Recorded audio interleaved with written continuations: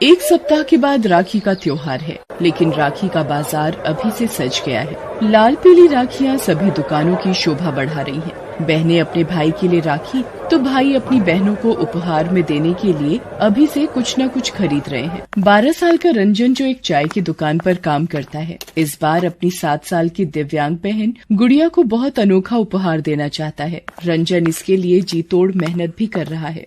अरे भाई, और कितनी देर लगेगी चाय में? अरे जल्दी लाओ यार। रंजन अपने हाथों में चाय की प्याली लिए उन ग्राहकों के पास आता है। ये लीजिए साहब, गर्मा गर्म चाय। रंजन के दिन की शुरुआत अलग अलग घरों में न्यूज़पेपर डालने से होती है। उसके बाद 10 बजे तक वो चाय की दुकान में आ जाता, फिर रात के 9 बजे तक यहीं रहता। उम्र उसकी भी ज्यादा नहीं थी। सुबह से रात तक वो अपना पसीना बहा रहा था ताकि अपनी बहन को राखी पर उपहार दे सके। गुड़िया रंजन की सगी बहन नहीं है। आज से 3 साल पहले की बात है। रात के 10 बज रहे थे। रंजन पूरे दिन काम करके बहुत थक गया था और वो फुटपाथ किनारे बैठा पाव खा रहा था। बहुत जोरों की भूख लगी है, लेकिन इस एक पाव से क्या होगा? पूरा दिन मालिक के यहाँ जी जान लगा देता हूँ, लेकिन 20 रुपए से वो ज्यादा देता ही नहीं। रंजन का कोई घर तो था नहीं, इसलिए वो काम खत्म करके और कुछ खाकर चाय की दुकान के सामने वाले फुटपाथ पर सो जाता था। आज भी वो सोने की तैयारी कर रहा था, तभी उसकी आंखों के आगे एक बहुत बड़ा एक्सीडेंट हो गया। एक ट्रक ने एक ऑटो रिक्शे वाले को जोरदार टक्कर मार दी। उस रिक्शे में एक पति पत्नी और एक 4 साल की बच्ची थी। टक्कर इतनी जोरदार थी कि मौके पर ही सभी की मौत हो गई। रंजन महीने में कम से कम ऐसे 2 एक्सीडेंट तो देखता ही था। आज भी उसने वो एक्सीडेंट देखा। एक्सीडेंट के बाद लगने वाली भीड़ को भी देखा। वो भी वहाँ भाग कर गया। पता नहीं लोग इतनी स्पीड में चलाते क्यों हैं? सभी के सभी मारे गए। अरे कोई पुलिस को खबर कर दो। अरे चलो चलो यहाँ से, पुलिस के चक्कर में पड़ोगे तो 50 सवाल पूछेंगे वो। फिर धीरे धीरे लोग वहाँ से बातें करते हुए जाने लगे। रंजन भी वहाँ से जाने लगा। तभी उस छोटी लड़की के शरीर में हलचल हुई। वो रोते हुए कहने लगी, बाबा बाबा। रंजन ने जैसे ही उस लड़की की आवाज सुनी, उसके कान खड़े हो गए। उसने देखा कि वो छोटी सी लड़की अर्ध बेहोशी की हालत में है। उसका एक पैर रिक्शे के नीचे दबा हुआ है। रंजन ने जैसे ही ये देखा, वो उसे निकालने की कोशिश करने लगा। कितना भारी है ये, जरा सा भी हिल नहीं रहा।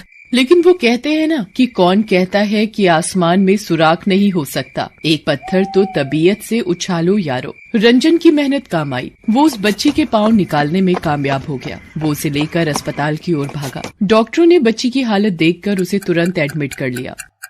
इसकी हालत तो बहुत खराब है। कौन है ये बच्ची तुम्हारी? डॉक्टर साहब, मेरी तो कोई नहीं है। सड़क पर एक्सीडेंट हुआ था, उसी में ये घायल हो गई थी। शाबाश, तुमने बहुत नेक काम किया है। उस बच्ची जिसका नाम गुड़िया था, उसके पाँव से बहुत खून बह गया था, इसलिए डॉक्टरों को उसका एक पाँव काटना पड़ा। रंजन हर दिन शाम को काम खत्म करके गुड़िया को देखने अस्पताल आता था। धीरे धीरे गुड़िया की हालत सुधरने लगी। रंजन को गुड़िया से बहुत लगाव हो गया था। वो हर दिन अस्पताल आता, उससे बातें करता और कहता कि गुड़िया, तो अब जल्दी ठीक हो जा। गुड़िया को पता लग गया था कि उसी ने उसकी जान बचाई है। उसे ये भी पता लग गया था कि उस दिन हुए सड़क हादसे में उसके माता पिता की मौत हो गई है। गुड़िया रंजन को भैया कहकर बुलाती थी। गुड़िया के मुंह से भैया सुनना रंजन को बहुत अच्छा लगता था। एक दिन जब वो अस्पताल आया तो उसने देखा कि गुड़िया बैसाखी के सहारे चुपचाप उदास सी खड़ी है। अरे गुड़िया, क्या हुआ? तू इस तरह उदास क्यों खड़ी है? गुड़िया कुछ बोलती उससे पहले ही डॉक्टर साहब वहाँ आ गए और उन्होंने उससे कहा कि गुड़िया अब बिल्कुल ठीक हो गई है, तुम इसे अपने साथ घर ले जा सकते हो। ये कहकर डॉक्टर साहब वहाँ से चले गए। उनके जाने के बाद गुड़िया, डॉक्टर साहब ने कहा कि तुम्हें घर ले जाऊं। तुम्हारा घर कहाँ है? मेरा कहीं घर नहीं है भैया, हम गांव से यहाँ आए थे। पिताजी को यहाँ एक कपड़ों की फैक्ट्री में काम मिला था। पिताजी किराए का मकान ढूंढ ही रहे थे, लेकिन मकान मिलने के पहले ही वे दोनों अरे रोते क्यों है? रोने से क्या होगा, चुप हो जा। भैया, तुम मुझे अपने साथ अपने घर ले चलो ना। मेरे घर? पर मेरा तो कोई घर ही नहीं है, मैं तो फुटपाथ पर रहता हूँ। भैया, तो मैं भी फुटपाथ पर रह लूंगी। रंजन, अरे नहीं नहीं, तू कहाँ रहेगी? क्या खाएगी, क्या पिएगी? मैं तो खुद किसी तरह अपना पेट भरता हूँ।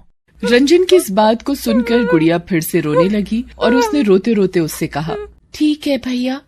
रंजन गुड़िया को छोड़कर जाना तो नहीं चाहता था, लेकिन वो क्या करता? वो उसे कहाँ ले जाता, क्या खिलाता, क्या पिलाता, कैसे उसकी देखभाल करता? वो वहाँ से चला गया। उस रात बहुत बारिश हो रही थी। रंजन फुटपाथ के पास ही एक पेड़ के नीचे खड़ा था, लेकिन उसका ध्यान गुड़िया पर लगा हुआ था।